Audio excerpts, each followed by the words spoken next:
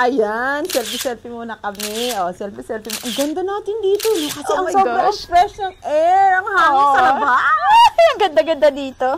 Gusto mo bang magkaroon tayo ng ganito? Of course! Oh my gosh, huwag kang mag-alala, Jeannie, kasi nga kunting antay na lang. Naku, alam mo naman, favorite tayo. At kuha na natin yung pamana sa atin. Sir Gustavo! Oh my gosh! And hi guys! Hello, welcome back! Ito naman po si Jenny, ang inyong royal servant. And of course, ako naman ang inyong royal apprentice, si Alaring Loida.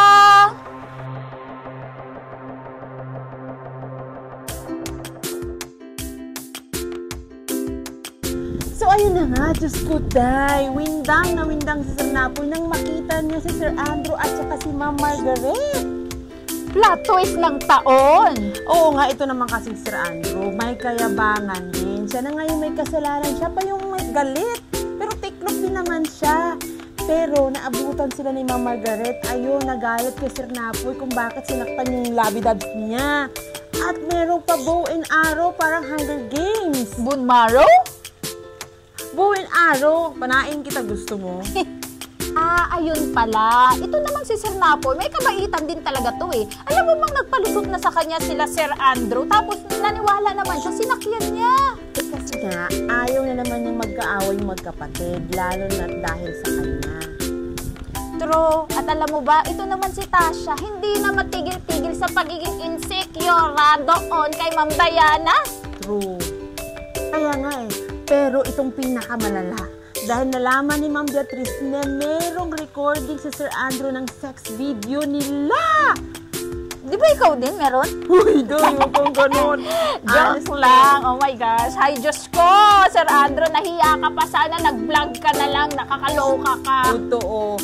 Pero dahil meron silang kagalingan magsinungaling, muntik pang mahuli si Sir Andrew ni Ma'am Beatrice dahil nakita ng ponytail ni Ma'am Beatrice Sir Andrew kung saan, sa CR.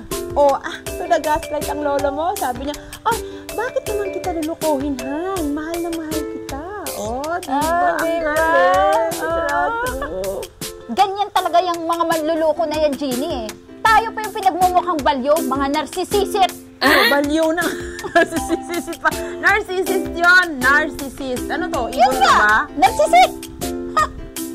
Alam mo, bahala ka dyan sa buhay mo. Dagdag ka pa sa isipin ko dahil kung ano yun, narcissist o narcissist. Oo, kagaya na lang ni Manang Cleope ng todo pag-iisip. Yung kasi nakita niya yung kamay sa ilalim ng kama ni Sir Andrew. Ganun yun, narcissist. Hindi Narcissist. Mga narcissist! Kaso, gustuhin man umami ni Manang Cleope, hindi niya talaga magawa. Kasi natatakot siya na baka mamaya makapatay si Ma'am Margaret kapag nalaman niya na tinatraidor siya ng asawa niyang si Andrew at ng kapatid niya. Galit ka masyado doon. Alam mo lang yung feeling. Ay, buti nga, nagkakaayos ang magkapatid. Eto naman si Sir Cristo, biglang pumasok gano'n, umepal na naman. At sinabi kay Ma'am Margaret na may relasyon si Beatrice doon sa dati niyang boyfriend na bago si Efren. Naku, kaloka talaga tong si Sir Cristo. Nakakaloka! Oo, nakakaloka talaga ang maganap dito sa Royal Blood. Kaya tutok lang po gabi-gabi mula Monday to Friday, 8:50 p.m. At ito po ang inyong lingkod, ang Royal Servant, Jenny! Wait! There's more! Bago pa tayo magtapos, may babatiin tayo ang ating mga chismos ang royalista, si Lone.